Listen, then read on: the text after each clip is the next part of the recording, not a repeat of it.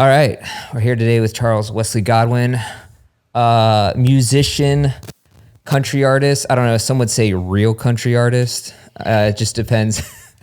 There's always like a weird thing where it's people are like, oh, I like country, but real country, you know? And it's Yeah, like, I don't know how you really determine that because obviously there's some maybe differences between, I don't know, Hardy and John Prine, I guess. There's a little bit of gap in between those two, but I feel like you're somewhere in there. yeah. That's it's all subjective, and I just appreciate that people like my music. But Yeah. yeah, I'm not a crusader for that that whole cause there. I just do Yeah, my thing. I feel like a lot of times they want you to take sides and say, "Oh, I'm putting my line in the sand here, and this is who I am." When it's like, I feel like most people just want to create art and music, and that's what they want to do. Yeah, that's exactly it. That's why I'm in this business. It's just something I love doing and something I'm good at. So that's all I really care about. It's not. Yeah, But I appreciate the passion that people have. People really they dive into this whole thing. I mean, there's people that's kind of their whole deal is to discuss all the to discuss all the country music that's coming out, and they like classifying it and putting it in these little blocks, and that's something that they're passionate about doing, and that's all yeah, good. But I don't really get caught up in it too much. yeah. No, I think that's good. I mean, I feel even in the same way where we do a lot of the running content we do a lot of shoe reviews and gear reviews and have our niche carved out in the running world. And I feel like a lot of times it's the same thing. It's not really the traditional run media. It's more of a kind of just what we like to do. Yeah. And I feel like the more original you are, the more you stick to who you are, the more success you have, just because I feel like authenticity thrives. Yeah. I mean, it's certainly worked out that way for me in music. It. I stayed in West Virginia. I still live outside of Morgantown, West Virginia, with my wife and kids. Nice. It would be, probably a lot easier and save me a couple dozen travel days a year if I lived in Yeah. Nashville. Right. But this is just, it's home to me. I'm comfortable here, and this is where I choose to live. And I think it informs my music and the way that I write and the perspective that I bring to my songs. So, I view it as a tool, like an asset. Yeah. And yeah, I've, I've never had a hit, but I've never chased one Yeah. either. But I do very well, and Yeah. I have thousands of people that come out to see me wherever I'm at in the country or abroad, anywhere I play, and that's all because I've just made the music that makes me happy, and Yeah. so yeah, authenticity. I think it definitely serves you well, and it's something that you don't regret either. Yeah. Because if things were to ever go south and maybe not work out for you, I think if you're true to yourself and authentic, that's never something you're going to look back on and regret. Yeah. Whereas if you chase something that you weren't, you tried to be somebody you weren't, and then it didn't work out, I Yeah. think that's something Yeah. that a lot of people then down the line would be like, man, I wonder what it would have been like if I just would have done whatever it was that I felt like Yeah. doing the way I felt like doing it. So, Absolutely. And I yeah. feel like that's a hard temptation to resist because I'm sure you've had offers or I'm sure there's been record execs knocking on your door at points where there's a lot of promises to be made and things that if you do that more connections you can make if you were in a place like Nashville, especially.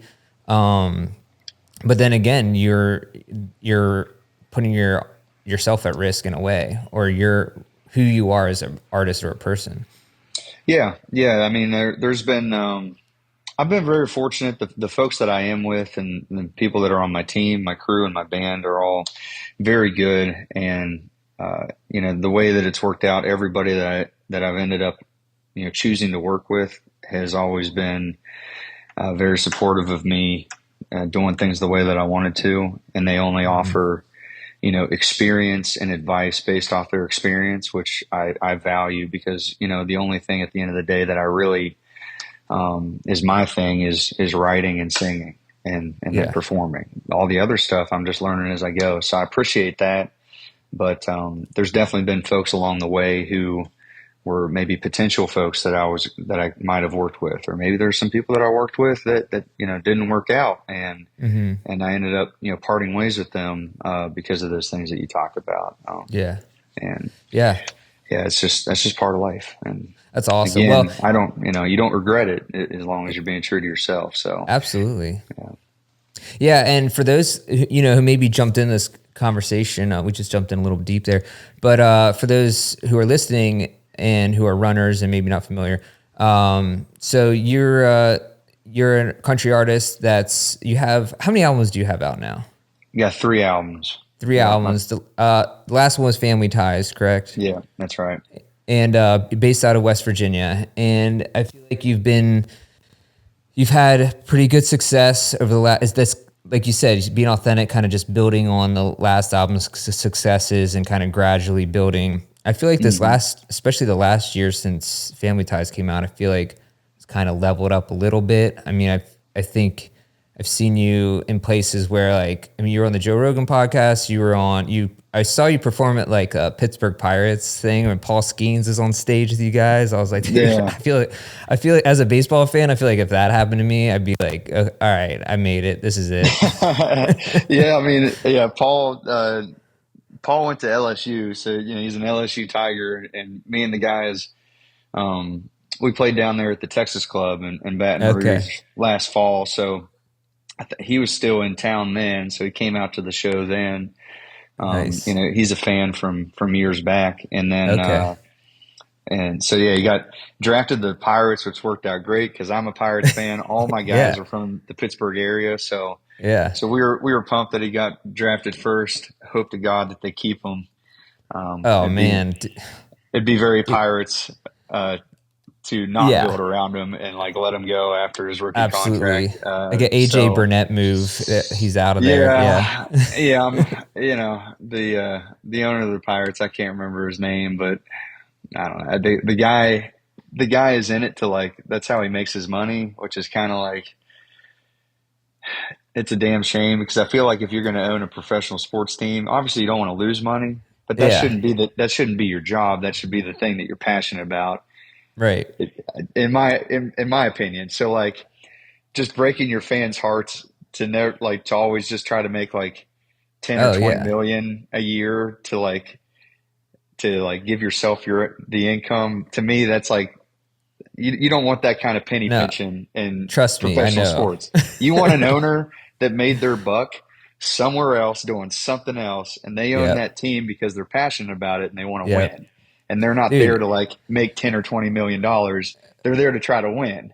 exactly. You want an owner where that 10 or 20 million that they might make in profit is like a cup of coffee. Like that's the Yeah. kind of owner you want. Right. And the Pirates just don't have that. So, Yeah. it's frustrating. I think it's frustrated everybody for decades. But anyways, I hope they make a 180 turn and actually start building a team around Paul. I'll advocate that. I'll All stand right. on that. I'll die on that hill. But anyways, I love that. No, Paul's a great guy, man.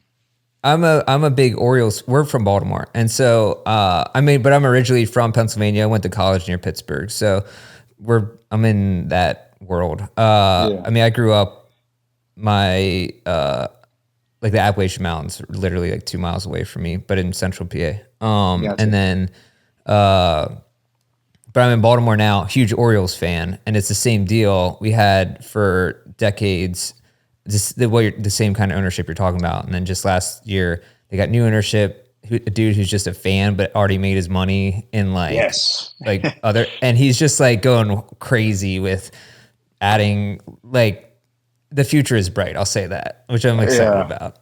Yeah, I dig that. I don't know, it's a free country, but like it'd be kind of cool if maybe professional leagues set it up to where it was like, I don't know, like some sort of a country club setup or something where like the other owners have to Yeah. approve you to be an owner. Yes, So like I like kind this. of if you want to be like a franchisee for McDonald's, Yeah, you have to show a certain net worth and then also a certain amount of liquid assets, a certain amount yes, of cash, is they don't Right. want somebody spending their last penny to try to build a McDonald's. They want a Exactly. McDonald's owner that can do it comfortably.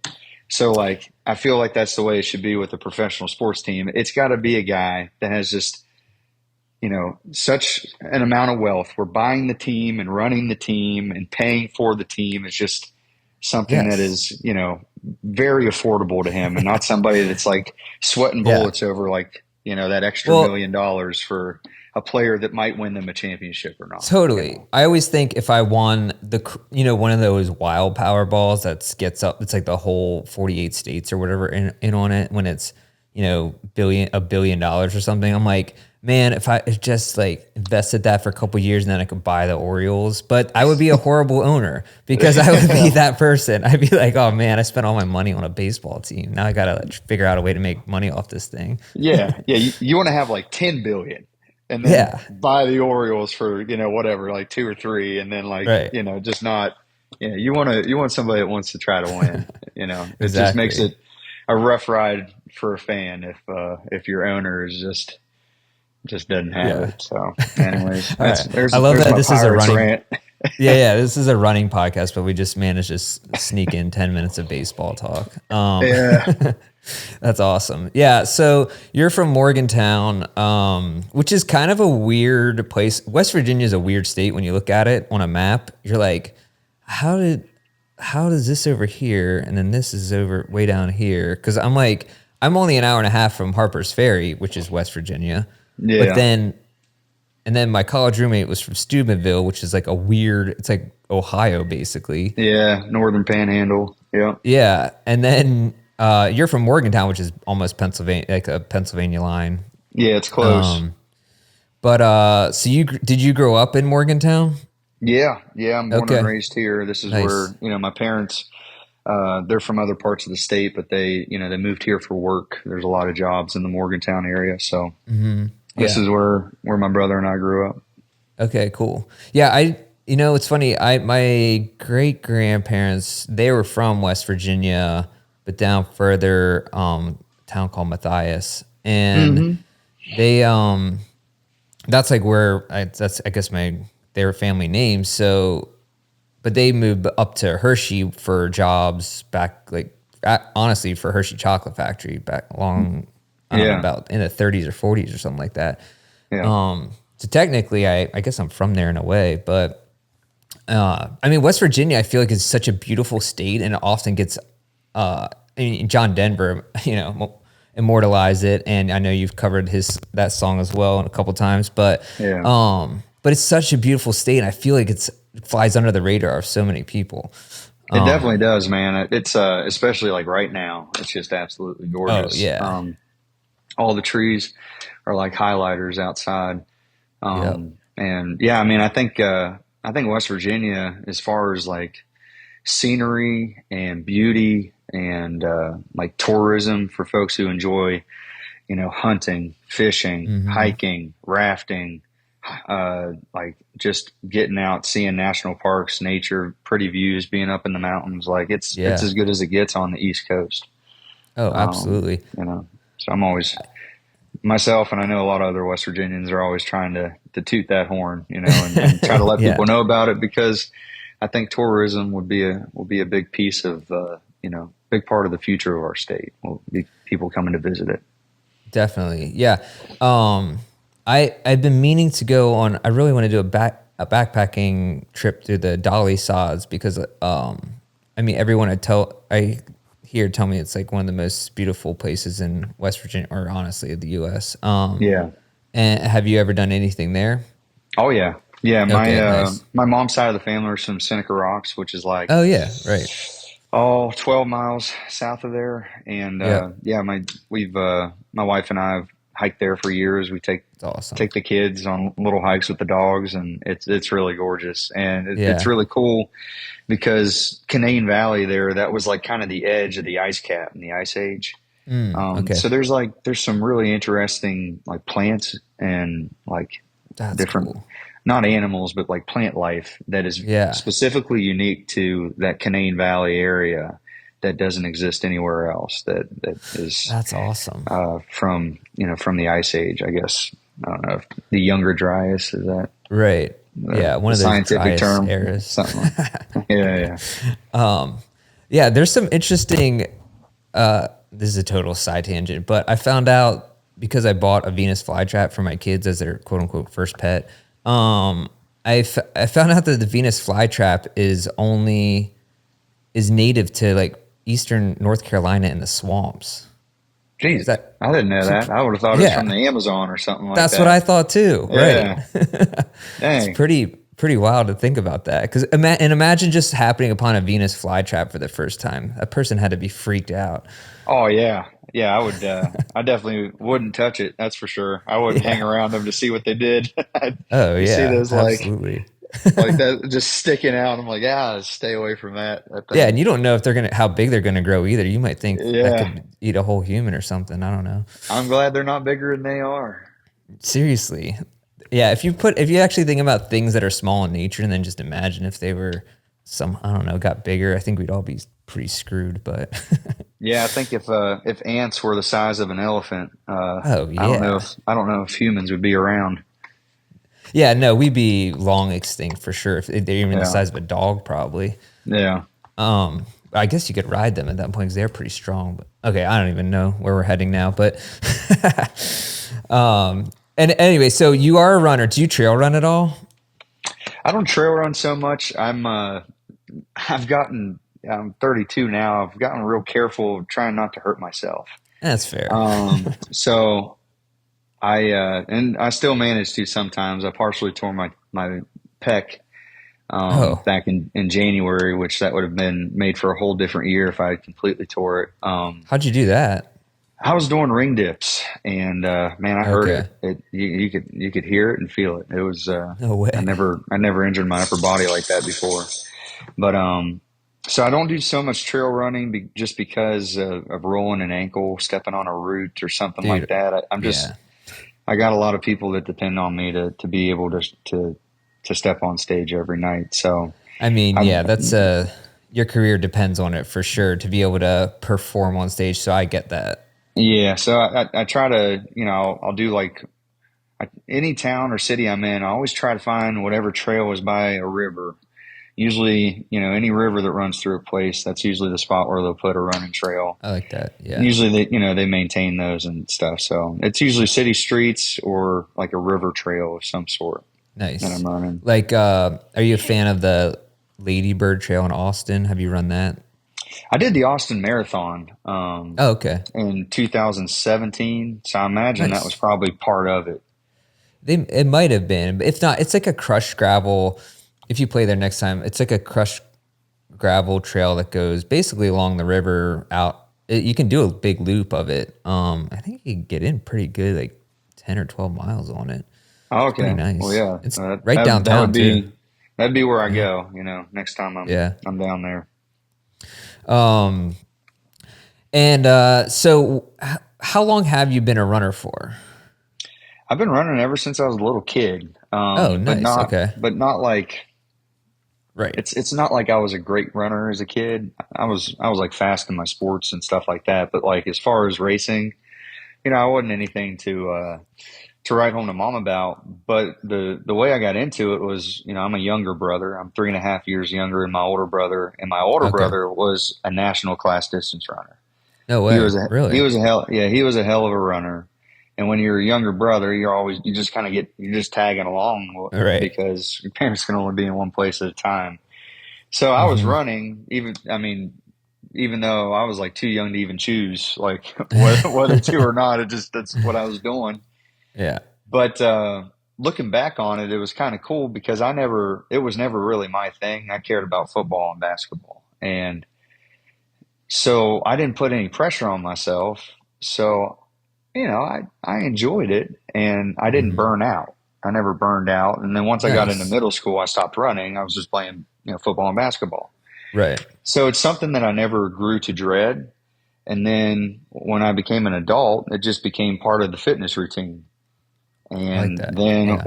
when I got out of college and was playing music full time and trying to make this thing happen, and as the years went, I found myself on the road for hundreds of days out of the year Mm-hmm. over the last decade, then it became a huge part of my fitness routine. It's something that I could always do, even if I was sleeping in the back of my car, Yeah. and showering in like some employee shower in a bar or something like Right. that. Like, Yep. um, so it just became a big part of trying to stay somewhat fit and healthy over the years. And I enjoy it. It makes me feel good. Yeah. And I think it helps my stress and, maintains my cardio, which I think translates Yeah. and helps me during my shows. Absolutely. Yeah, it's interesting because the well, you're on the road a lot, and so talking to other musicians, it's interesting to hear how they get in there running or what they're into. Is it something you do after load in between the show? Do you do it kind of in the new whatever city you just came into? Is that kind of your method? Yeah. Yeah. It's kind of like, sometimes, it might be like as soon as we pull into town, if we get into town around like, 8 or 9 in the morning, I can get it in before load in. And Yeah. sometimes if we don't get in until like, 9 or 10 or 11 and like I need to like eat or something like that before load in, then I'll get it in after we load in and set up. And, Okay. I always do a minimum of a 5K. And then, Nice. Yeah. sometimes I'll do, 6, 8, 10. And yeah, it's something I like doing. It's a good way to see the towns and get outside a Yeah. little bit and kind of, again, it's just, you get a good run done. You kind of get the, you know, you let all the stuff that might Yeah. stress you out under normal circumstances just, fall off your back and you're able to just keep Definitely. moving, you know. Are you a guy who listens to music while you run or podcasts or I nothing? listen to music sometimes, and then I Okay. definitely listen to podcasts Nice. too. And yeah, I don't need pump up music to like get Yeah. me to run. I'll just listen to what I like, and sometimes I'll be listening to some other songwriters that I really admire, and just kind of almost doing two things at once. I'm getting my run in, and then also just studying their word craft and Yeah. making myself better at paying attention to what they're doing. Do you keep a journal? I don't. No, Okay. no. I have the Strava app. Yeah. So that app kind of tracks my times Yeah. Right. and all. And again, like uh, I'm not like setting the world on fire by any means. If I get a good night's sleep and I don't have anything to drink the night before, Yeah, that's the big and one. Yeah. I've eaten somewhat healthy, then my splits will be like 7:25 to 7:45. Nice. Yeah, that's And great. if I have a drink, it'll be 7:45 to Hmm. 8. And then like if I haven't slept well and I had drinks and stuff like that, then I'm running like 8:30 splits, and Yeah. none of it really upsets me. I'm just it's always a victory if I get out and just get it done. Yeah. Yeah, I feel like that's the worst because the night after drinking, getting terrible sleep, it's like your heart rate's elevated. It feels like everything is just so much harder, as Hmm. as pretty much anyone knows. Yeah. But do you for songwriting, do you journal at all, or do you kind of get the ideas in your head? Or do you do it on your phone? Or how do you get ideas down? Oh, so I use the Notes app on my phone, the voice Okay. memo app. I use those a ton. And then I have a notebook and then an iPad, which, the notebook just, sometimes it helps me to be writing it. Usually I use the notebook when I'm sitting down Okay. just putting some time in. And Yeah. then, the iPad, helps as well because I'll get on pages and put like a final draft of a song, and it kind of Oh, helps me nice. see it all. So yeah, That's cool. notebook, iPad, iPhone are all kind of the tools I use, and Nice. everything is written down in one of those three. I'm not I'm not like Jay-Z where I just keep it all in my head for my Yeah. whole life. Right. I don't know how he does that, but That is That is always blows my mind whenever I hear that. That's how he I writes almost songs. part of me doesn't believe it, but I guess it's true. Right. I mean, but I just find it hard to Yeah, yeah. believe. Yeah, he's like has some sort of secret notebook that he's writing in. Yeah, it's truly that's an unbelievable talent. But I think I was listening to Zach Bryan on a podcast, and I heard him. I think I heard him say like he had a backpack with his songwriting notebooks from all his songs were written in them, and he left it in New York City or something and somebody stole it and just never got it back. And dude, I felt like I had been punched in the stomach when I heard that. I can't even imagine. Like, oh man, it just makes me feel so terrible. I can't either. I remember that. I was on tour with them. I was opening for them. Oh, no way. That was October of 2022, and we were in New York City, Okay. playing Yep. at Pier 17, and I think it was that day. The backpack was missing, and I can't remember if it happened at the studio or at the Airbnb or at a hotel or where. I can't remember exactly where he lost it, but I remember him and some of his band and crew talking about it, and people were looking for it, trying to find it, and yeah, that would be devastating, man. I'd rather have my watches stolen or something like that than my songs. Yeah. Those songs are our livelihood. So yeah, Yeah. if you had some good lines down or something that hadn't been fully developed yet, but would have turned into something, who knows what you're missing out on. So Yeah, yeah. because as you know, there's stuff like if you don't write it down, you're gonna forget it. Oh yeah. It can be the greatest idea you ever had, but if it's not written down or recorded in some way, eventually you're gonna forget it. hmm And I've is lost some that really good ones that really? way. hmm Oh man, It's just does that unavoidable. ever Yeah. does that keep you up at night sometimes? Yeah. Yeah. I've had some good ones go over the years. So yeah, I try to mitigate that as much as possible now. So, I mean, Yeah, even if I'm in the shower, I'll get out and yeah, hum a little melody or say the line into the voice memos real quick, just so. There's been times before where one would pop into my head while I was mowing or in a shower or something. And I'll be like, I'll remember this. I'll uh huh. put it down once I'm done doing whatever I'm doing. And I've lost some good ones by doing that over the years. So. Have you ever Have you ever woken up with a melody? No, no, I've never had one just like wake me up in the middle of the night. I've heard of people that happening to them. That's not happened to me. The way Okay, some have happened to me before, though, just it'd just be going about my day, and it just seems to just land in your head, and it's okay, not something I was trying to think of or anything like that. That's yeah. happened before. Yeah, it's interesting. I mean, yeah, like you said, it happens anyway. But I know, I feel like I was listening to another podcast and they were talking about how, a lot of people do wake up with that in their heads and they have to write it down right away. Because I had that happen to me for, I think, writing ideas. And sometimes I will remember to write them down, other times they're gone. But the, like, was it Hey Jude, I think, was I think that was Paul McCartney woke up in the middle of the night for that. Wow. And then what was the other one? Or no, it was Let It Be. I think it was Let It Be. Mm. Either one. And then Give Me Shelter. I think Keith Richards, like I think the riff for that. He woke up in the middle of the night. I would love that. Yeah, right. Yeah, Yeah, that's a good one. yeah, yeah. It was Give Me Shelter actually it might have been Satisfaction. Either one, both good.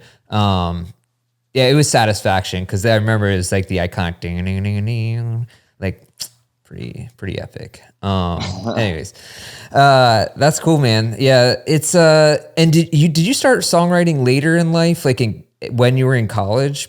Yeah, yeah. I picked up Okay, a guitar in 2011.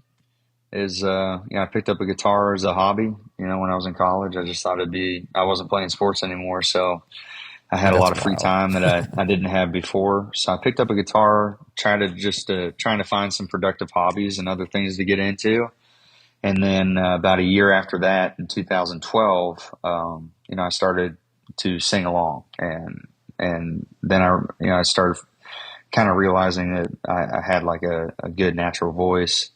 And by 2013, I just so happened that I sang in front of people for the first time when I was on my study abroad, and I was in Tartu, Estonia, and Okay. I had roommates, five other flatmates. So and I brought my guitar because I didn't want to go a half a year without like continuing Yeah. this little Right. thing I do in the evenings for 15, 30 minutes. So I'd be in my flat and just kind of strumming on some real simple like a Willie Nelson song or a Avett Brothers song or a Bruce Hmm. Springsteen song or something, and just kind of singing it to myself. And it was unavoidable that my roommates couldn't help but hear. And then it just kind of snowballed from there, where I ended up singing in front of people. That's While awesome. I was over there, I had my first gig, and I made 150 euro for 20 minutes. All right. Yeah.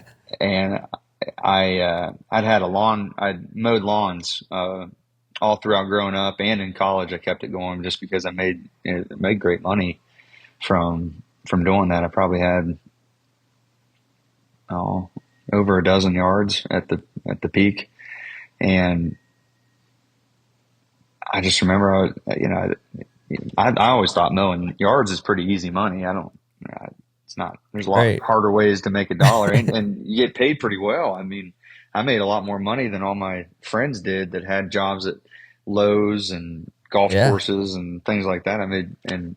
But that 150 euro in 20 minutes that was the easiest money. And I was like, oh, I Oh, got for to do sure. this when I go back. I just thought this is going to be easy. This is going to be great. So Yeah. Right. that's kind of that's what hooked me. And so then I just kept going from there, and also realized real soon that it wasn't that easy.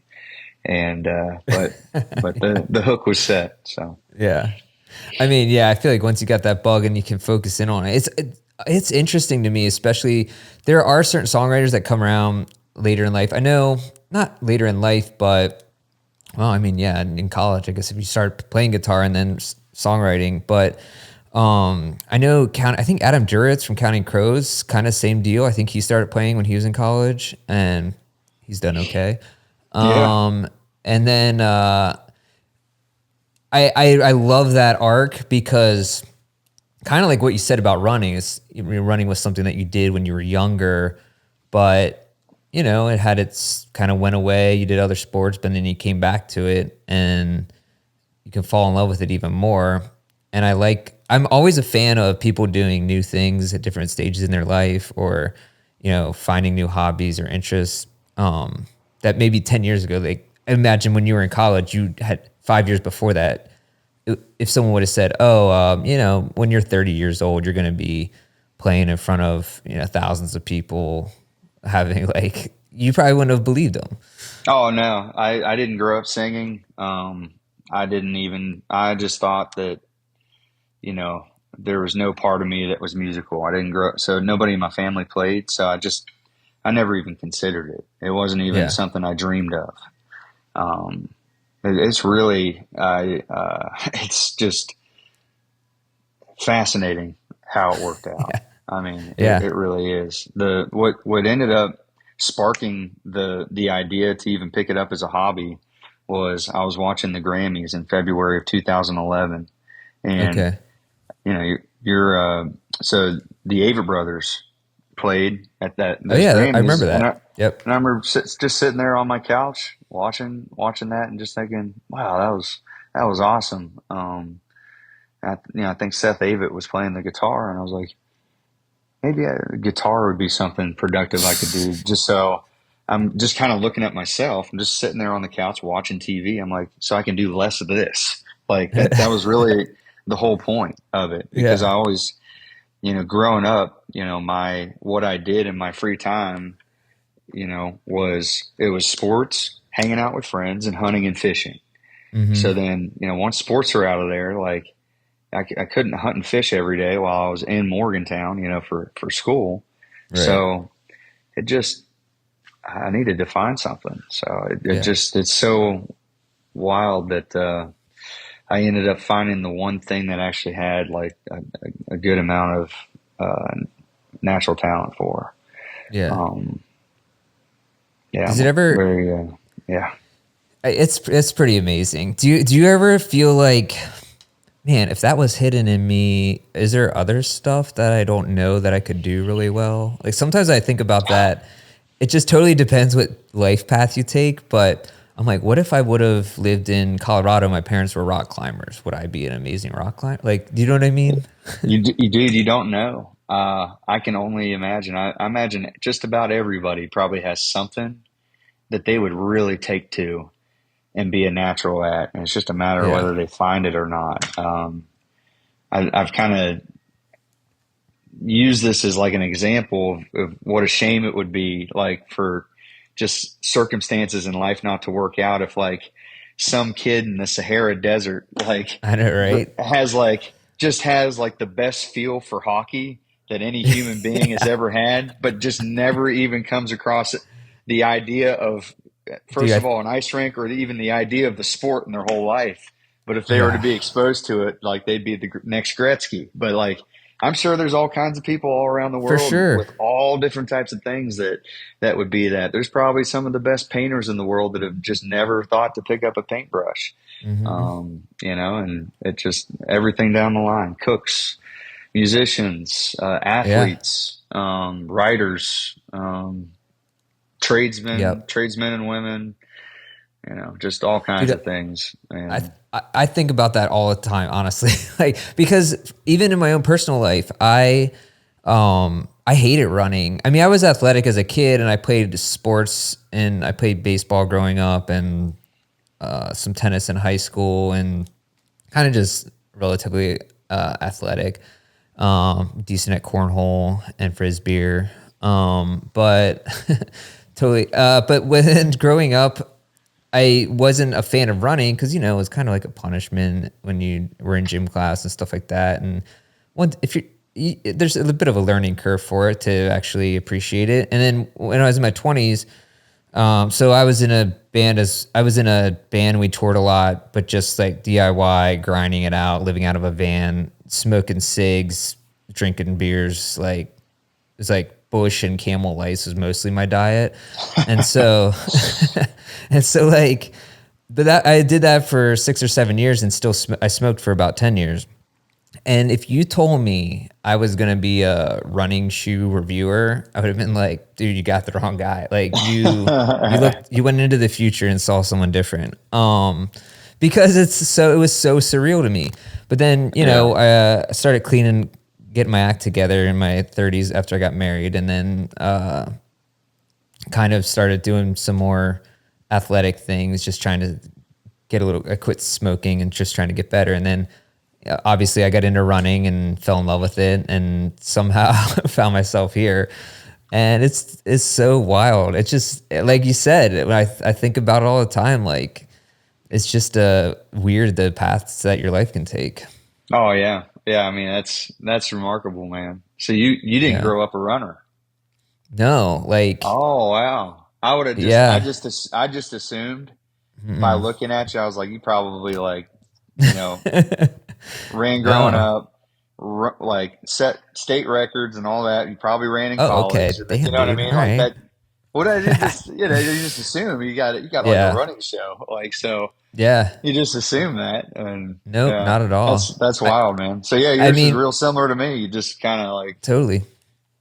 you just kind of fell into it in adulthood, which Hmm. it's good and bad. I'm sure, like I don't know how competitive you are, but obviously, like some of the folks out there that have run their whole life and then ran in Yeah. college and maybe professionally or not. I mean, they have a lot of experience, and Yeah.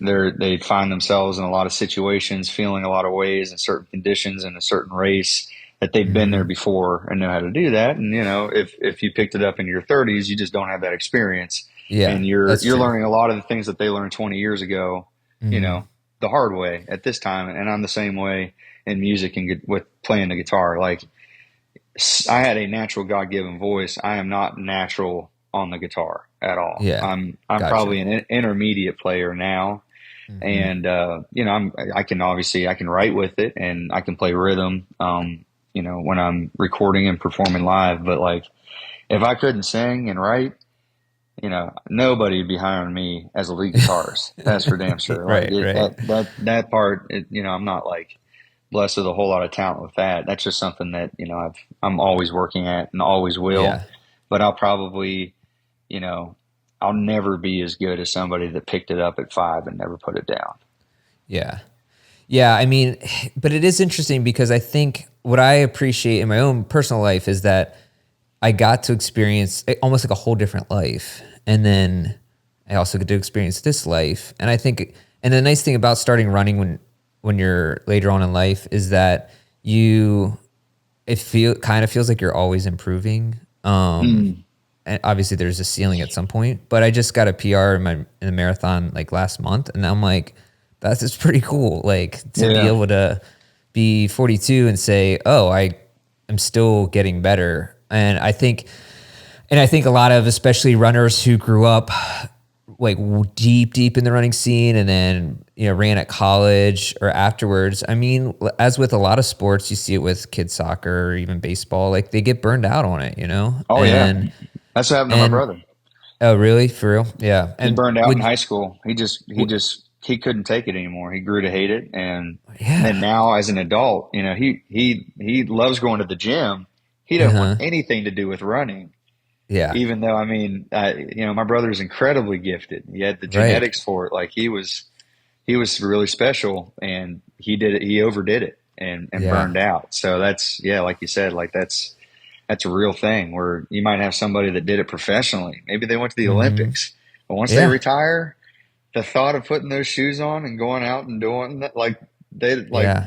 they might be sick of it. Yeah. And, but then you got some other folks. I mean, I can't remember her name, but there's an article about her in Runner's World. Like, I think it was 2020, 2019, something like that. And she ran at Michigan, and I think she competed for the U.S. in the Olympics and stuff. But anyways, her and her husband like live out in the Pacific Northwest now, and they had like 2 or 3 kids, and she ran them. She still runs, like even though Y- they're not pros anymore. And she ran like the Seattle Marathon with like 2 kids in the stroller and did it, and like Oh, still was running like I don't know. It yeah. was like 6 minute splits or something like some Yeah, something professional type of ridiculous. splits. Yeah. And there's some people like that though, which they always kind of have it the rest of their life, but still, they'll never Hmm. be. The peak would obviously be when they were doing it pro. Right. Yeah. I think that just comes down to finding what it means to you really Hmm. is what is it a thing about getting accomplishments or winning awards or getting times, or is it a deeper, like fulfilling type thing where, this is like you said, when you go on a run, it makes you feel like, I don't know, it just makes you feel like you woke up or something. Like something comes alive that it just becomes a part of your life that adds to being a better person or, just feeling better about yourself. And I think that's kind of what, honestly, I feel like I've had to come to terms with that in the past year or two and just saying like, what gives me joy in running, and I think everyone has to find that. Hmm. Yeah. Yeah, absolutely. Um, And yeah, that's why, I mean, it's something I do that I enjoy doing. There's nobody that forces me to do it. And, very rarely do I have that like resistance and, in my head that like is trying to find some excuse not to do it. Usually I usually get that with like writing. yeah. There's always like something in your head that like tells you, oh, you don't need to do it today or something like that. But Yeah. running is just something that's, so low pressure, um, but something that I enjoy enough that like I just very rarely do I get that voice in my head. Oftentimes it's like, man, I wish I could have ran today, but for Hmm. whatever reason, some days I just literally don't have the time. Yeah. Yeah, the voice. Yeah, I know that voice because that I always get that when I'm writing is the whatever that voice is. I guess it's like I don't know. Resistance. There's some book. Have you ever read the book The War of No. Art? Oh yeah. Yeah, so you know what I'm talking about. Yeah. Yeah. And a Yeah, big part of being successful is being able to, acknowledge that for what it is, and then do exactly whatever that is in you that tells you that you don't feel like doing it. yeah, It's usually the one thing it, that you really should be doing. yeah. It's You know, like to push. You're always grateful when you push through that wall and you sit down and whether it's writing or making music or running, whatever. But it's like you're always happy when you do on the other side. It's oh always yeah, like, oh, I'm glad I did that. But yeah, to get past that resistance is always like it feels yeah. like the hardest thing in the world sometimes. I mean the defeating like the resistance. All Hmm. the great things that have happened to me in my life have been a result of days that I defied that voice and like Hmm. got to work anyways. Like Yeah, anything good that I've ever done has come from winning that battle with that yeah, voice. Very rare. absolutely. I don't think there's been anything great that I've ever done where I listened to that. Yeah. There's been some productive days of keeping things tidy and like Hmm. maybe cleaning the house or something like that, which every now and then, man, you need some of that. You don't want to, you gotta always, you know, you try to keep my house and property and things up and pretty tidy. So Sure. sometimes I'll listen to that because I'll look around and say, you know what, this actually needs some attention. But yeah, most of the big shifts in my life have come from beating that resistance. Yeah. I feel like today too it's a lot harder. I feel like a lot of I don't know. It seems like the culture now is more I don't know how to put it, but it feels like there's not this push through that stuff. It's more like, oh, just if you feel like staying in bed all day, just stay in bed all day. I'm like, I don't know if that's a great I don't know if we should be advocating for that. I feel like pushing through the resistance, like you said, is what makes life so much more valuable or art beautiful. Is that the struggle is the thing that produces the best stuff. So, and that's could be for anyone. That could be for just going to work, for like you said, exercising, writing art, or making art. And I feel like I don't know. It just seems like sometimes we're missing that today, which is that saying, look, yeah, if you don't feel like doing something, sometimes the best thing to do is to do that. Yeah, no, I mean, that's a huge part of life. And I think that that's a real, that'd be a serious, serious problem and is going to lead to a very unhappy person Hmm. if they were to take the advice of somebody telling them to always listen to that voice and Yeah. go the easy route. I mean, I think it would make a sick human. It'd make Yeah. somebody that would be unfulfilled and very discontent with their life, their circumstance, and where they find themselves over the long run if they were to do that every day. Yeah. And yeah, I would just this I disagree with anybody that thinks that that's the way to go. I would disagree with them wholeheartedly. I just Yeah. And think that honestly, I feel is like even with a lot of the politics and other things going on today, sometimes I feel like it's almost projections of people who are unfulfilled with their own lives and saying, like, honestly, looking to blame it on other things or other stuff when it's like, I think people, including myself, I'm not limiting, myself to this, or to take that introspective look inside and say, what can I do what's the hard work I can do in my own life to improve my own situation here and not blame, outside factors and really take that independent look at your own life and see how you can transform it from inside. You know what I mean? oh yeah. I mean that comes down to that basic point of what can you control?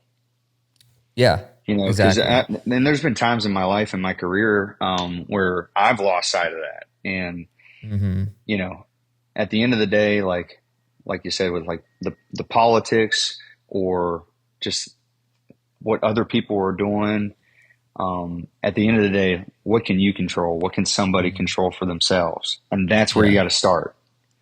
That's the only place you can start. Like somebody's not going to swoop in and save you or Right. give you that dream opportunity that you've always wanted without Yep. you putting yourself out there every day and going towards what you want to do. Like Yeah. if somebody has a dream of like starting a restaurant, but they don't cook and Hmm. they don't even know anything about like hospitality or whatever. Like, Right. well, how's that going to happen Yeah. unless Watching you, Instagram reels about baking isn't gonna get it off the ground. that ain't going to do it. Like, you got to go to the stove and start trying some things and putting Yeah. some time into it every day. Or you got to start researching, if you want to be on the other side of things, like researching what is a business plan and then Hmm. researching like what works and what doesn't and what places have been successful. And can I try to find out these things that this certain restaurant does that has really succeeded? Can I try to figure out exactly what things is it doing that other people aren't doing and Yeah. try to apply that to my own business plan going in the future. So like Totally. that's a huge part of it is to take that kind of focus and attention and look at yourself and say Hmm. what can I control?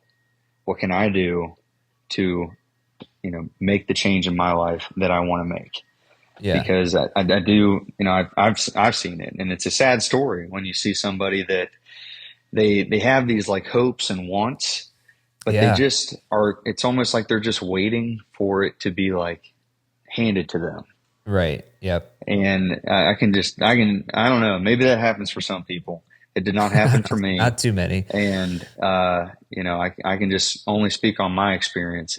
You got to go out there and put a lot of hard work in. And Hmm. someday, and usually it's not the short term. Usually it's not the Yeah. medium term. Usually it's the Right. long term. And the long Yeah. term, it might work out Yep.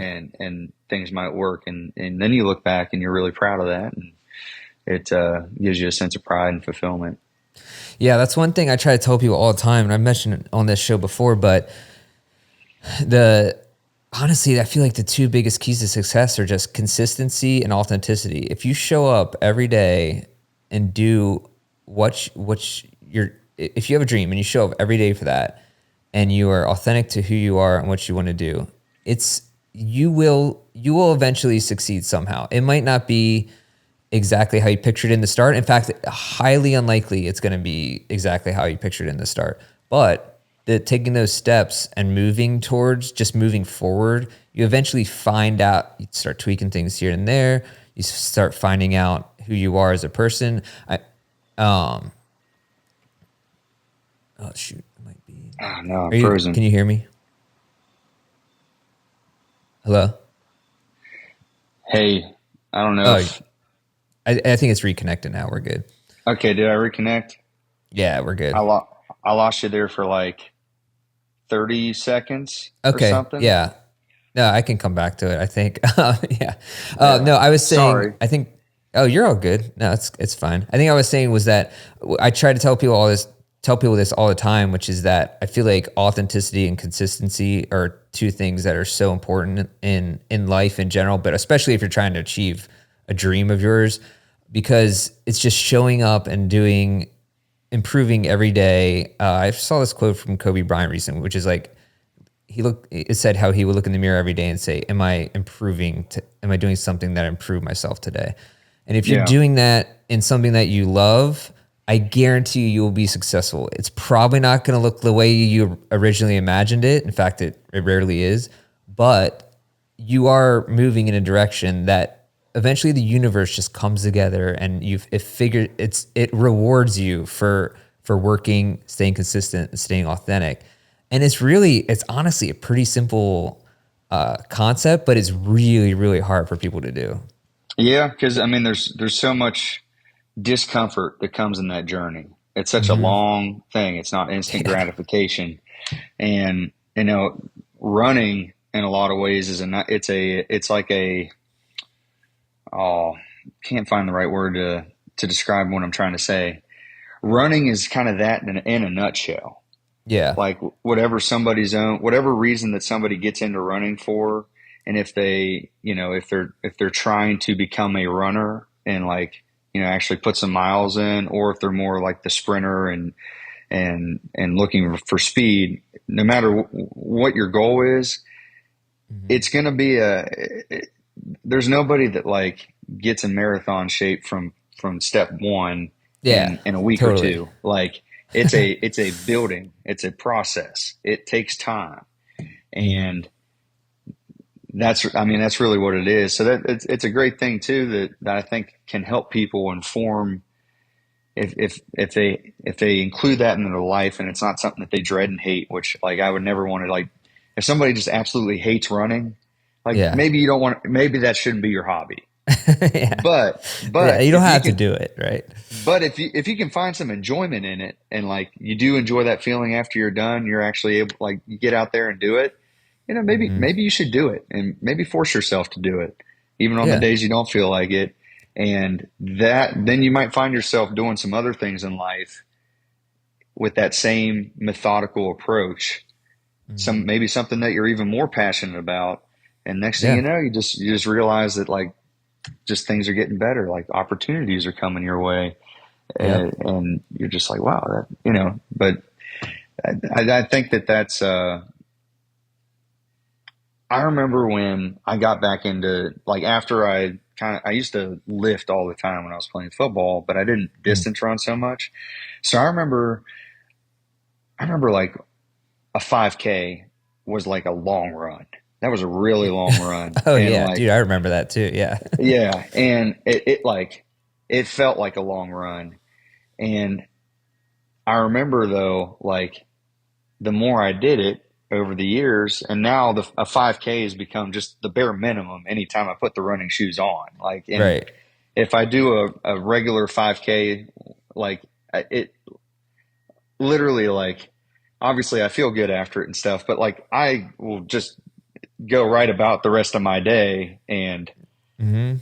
just be totally fine. And whereas before, like, when I was 22, if I ran a 5K, like, I'd be Yeah. like, damn, I ran a 5K yesterday, man. My legs feel weird, even though I could squat 400 pounds to the floor. Like, for some Right, reason, right. that was a big Yeah. deal.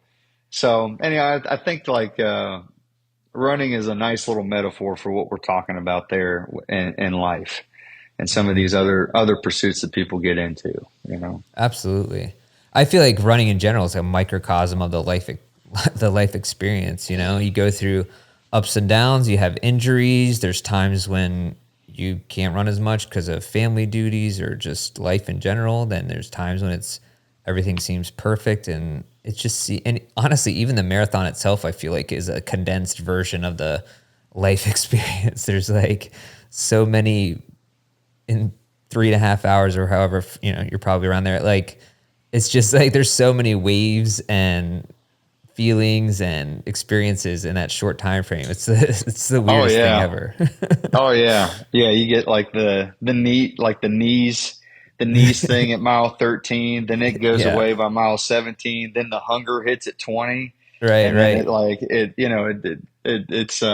and then at 25 it all just kind of goes away, and you're just like, Hmm. I mean, you can see the end coming, and yeah, Yep. it's a whole thing Yeah. of ups and downs, man. That's pretty awesome. When real quick, I wanted to ask you in that same regard, for your kids, how old are your kids, by the way? 4 and 2. Okay, so they're still a little younger. Mine are 8 and 6, so a little bit older. But I was wondering how you approach that, and kind of, I felt like at that time they're still kind of young, but there's some things you can do where you can just introduce them to pushing through challenges or anything like that. Do you kind of practice that with your kids as well? Yeah, I mean, I always, if they start doing something, like, I never want them to, like, I don't let them, like, quit. Yeah, yeah. If, like, let's say we're like playing a game out in the front yard, and we have like the soft little like baseball, not Yeah. a real one, but like a little soft one. Yeah. The And red they sticks got one. we all get the gloves out, and my son, my daughter, and I, we get in a little triangle, and I'm trying to teach them like to throw to one another, keep space, and like let's try to like throw it here around the triangle, and then Yeah. practice our catching, practice our throwing. Like if we get all that out, and like we go out there, and then like my daughter just tries, and mind you, she's only 2 years old, which Yeah. is totally normal and it's totally fine. But she tries He's to like, like catch the after damn like ball, girl. no, no, yeah, yeah. But like after one attempt at the throw, like she wants to like put her glove down and go do something else. I'm like, no, no, no, no. Like, Yeah. come back here. Like, Yeah. let's try this here for a little Yeah. bit, 5-10 minutes. But like, we're not just Hmm. gonna like try this once and say, oh, this is hard, and then like go Yeah. do something. Like, if we get all this out, like usually it's not me that's like, hey, let's throw the ball. It's one of Right. them that wants to do it. So Yeah. Yeah. Yeah. like if I guess that's the point, and I know they're only 4-2 now, but I'll keep the same thing with sports too. If they start a season, Hmm. they Oh have yeah. to they're going to have to see it through. I'm not going to let them quit a team. Yeah. And then if they don't want to do it after that season is done, then that's fine. But if Yeah. next year my son will be in t-ball, like I'm going to sign him up for t-ball. He wants to do it. Hmm. If he doesn't want to do it after 3 games, that's not going to be an option. I'm going to be like, Yeah. buddy, I'm going to take you. I'm going to make you go out there, Yeah. for every practice and every game that we're able to go to, and you're going to It stick with is. this for the season. And if you don't want to after that, that's fine. Like, I'm never going to Yeah. force him to like keep going back to something, but I'm also, I'm not going to let him quit. My parents didn't do that to me. Hmm. Or my parents, did the same thing for me growing up. Quitting Yeah. was not an option, and it served me well. There's been, in the decade that I've been in the music business, 6 of those years were incredibly hard, and Oh yeah. it would have been very, very easy to quit. But I, for whatever reason, I was resilient enough to stick with it. And I Hmm. think little things like that throughout your life, at the very least, help, fortify that in you Yeah. if you already have some of that in you. Definitely. Yeah. Same way when my kids were a little bit younger, probably same age, maybe 3 or 4. We would go on hikes, and it wasn't like super long, wasn't like 10 miles, but we were doing 2 or 3 mile hikes. And of course there's a point where maybe they're hot, maybe they're tired. And it's like, we have water, we have snacks. So it's like, it's just more, and it's not like it's not like we were going up a huge mountain. I'm like, mush, like get going. But you could tell, when they're just, you just push a little. I just want to be like, I just want to take you to the next. Just want to push you through the discomfort a little bit, Yeah. and and then of course they have a snack and they're fine, whatever. And then you just kind of, and then you just build on that. And I could see it. And it's the same way we did piano lessons for my oldest. Well, they both take piano lessons now. But I was like, I always hated that. I always wish my parents would have made me take piano lessons and just do something in that vein.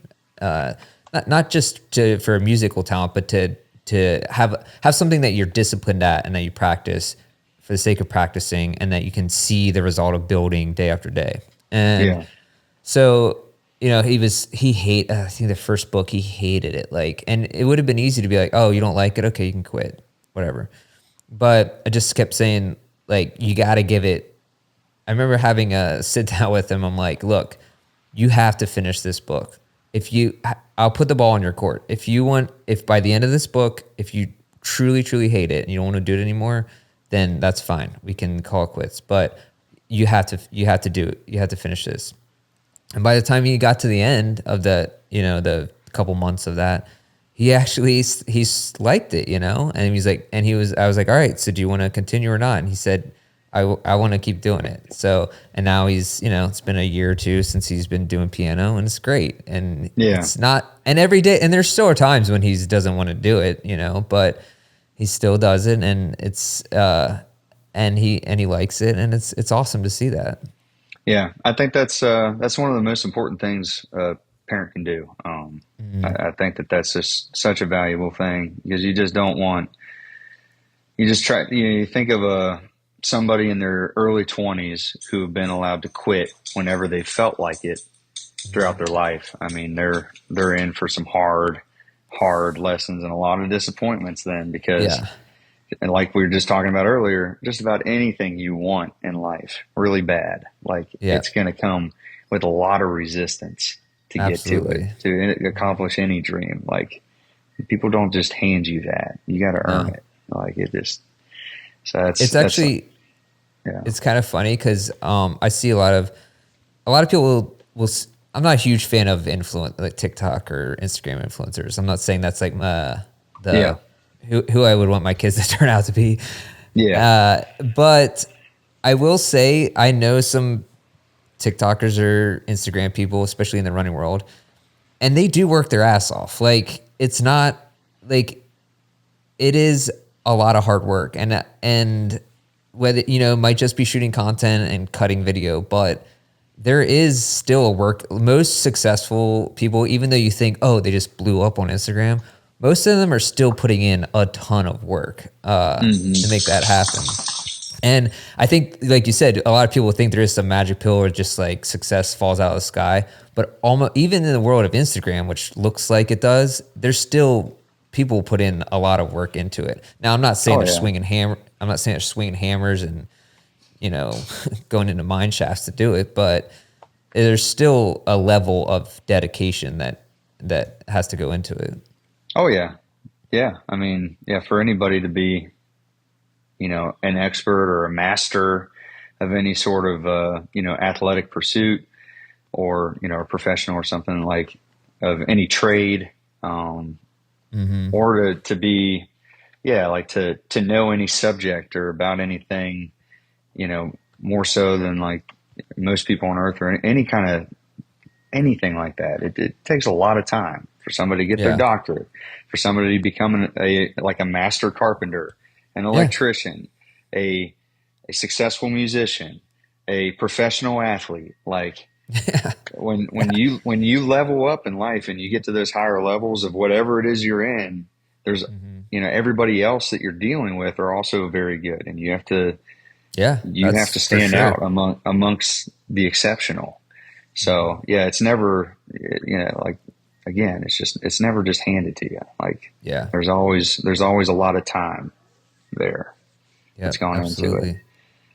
Yeah, that's for sure. Well, I don't want to keep you too long, but I did want to ask you, so since you talked about basically Seth Avett, the Avett Brothers kind of kickstarting your musical journey, have you since played with them? Yeah. We were we did a stadium tour this summer. We were both openers for Luke Combs throughout this summer. Nice. Wait, didn't Luke Combs also start songwriting later in life? Like, I thought I think Luke started writing in college. I think that's like when in college, he started writing. Yeah. I think he played guitar though already. I think he was playing and singing, but just like covers and stuff like that. And I think I'm not 100% sure on that, but I know he started gigging when he was at Appalachian State. He used to play it. There was a Mexican restaurant in Boone that like gave him a gig, and it turned into this thing where like Luke was like filling it up with people, and then it kind of snowballed from there. And if I remember right, I think then he started writing. I think that's what it was. Yeah. But I think he was already playing and singing though as a kid. But I'm not 100%. He might have started it all in college. I don't know. I think I can't remember, but I know you're right. He started songwriting in college, I think. Or right after college, something like that. Yeah.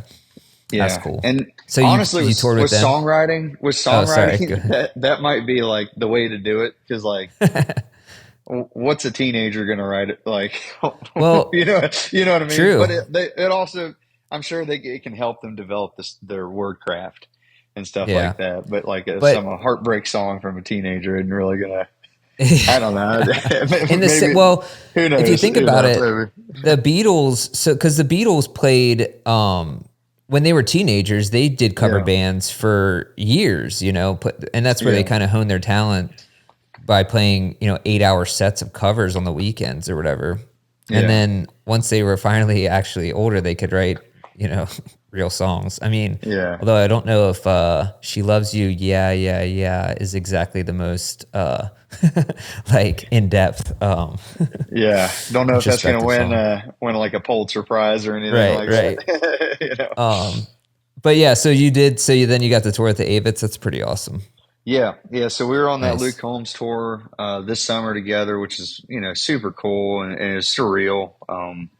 Getting Yeah. to meet him. I didn't try to like play cool or anything like that. I was just when I remember when I met him, I was just very straight up and told him, what they meant to me, and I'd like to think that they would appreciate that because I mean it really Yeah. if they were to they see what I'm doing now or someone were to see what I'm doing now, it's pretty wild that they were the Yeah. direct cause of that. It's Which amazing. is pretty neat.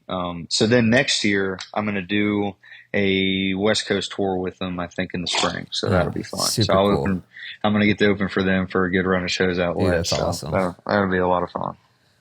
Um, Real quick, obviously everyone's shows were canceled during the pandemic, and I had like this weird bookend to the pandemic for music for me. So the first part was that I had tickets to see Sturgill and Tyler Childers on that tour that happened like March 2020, and Yep. literally the Monday after everything got shut down was when I was supposed to see him at the Anthem in DC.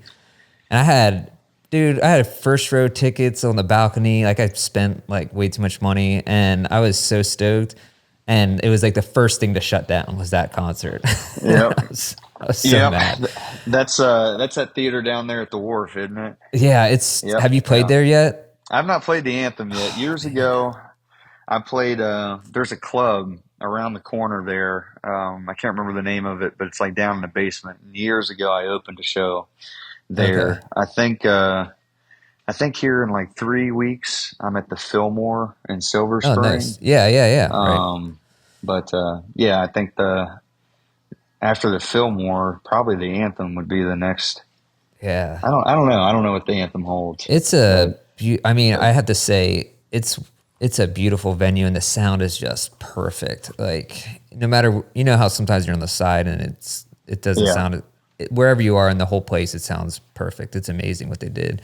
yeah, But yeah, so that got canceled. And then at the other end of the thing, kind of my first concert back was the Orioles played a game and they had a show afterwards on the field or whatever. And the Avett Brothers played. And I was like, hell yeah, I'm going to that. And so I didn't, you can still sit in the seats and just watch the show, but I yeah, like faked my way onto the field, just pretended to show him a bracelet and then just jumped on. But I was in the infield dirt, watching the show and they closed with No Hard Feelings. yeah, And dude, after not seeing a show for whatever, 2.5 years or whatever it was, 3 years, and then hearing that song, and it was kind of like, I think it was a hard time because my father-in-law died from COVID, and just kind of, I don't know, it's just like a heavy time as anyone knows, and just hmm hearing that song, man, I was like, couldn't even contain it. I was like, I feel like crying even now talking about it. But it was, oh man, it was so good. I was like, this yeah. is the perfect song I need to hear right now.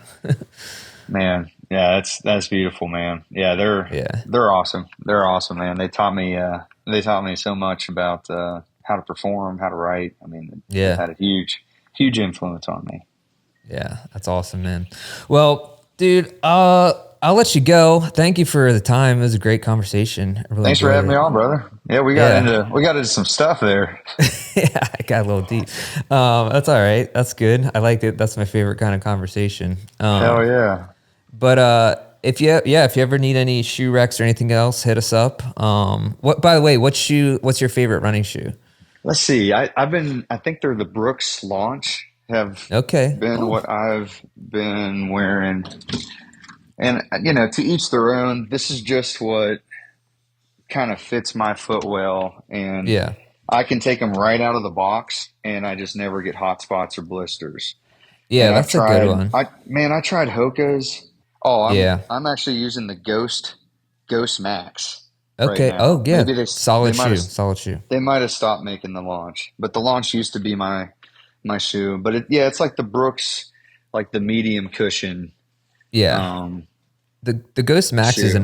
is a really nice shoe. From Brooks. I used to wear the Launch. The Launch used to be that was one of my favorite running shoes back in the day. But I think they still make it. But and it's like $100 shoe, so it's nice. But the Ghost Max is very solid. Yeah, yeah, these are good. Yeah. I got flat feet, so just I Okay. guess whatever way this sole is, they're nice and wide.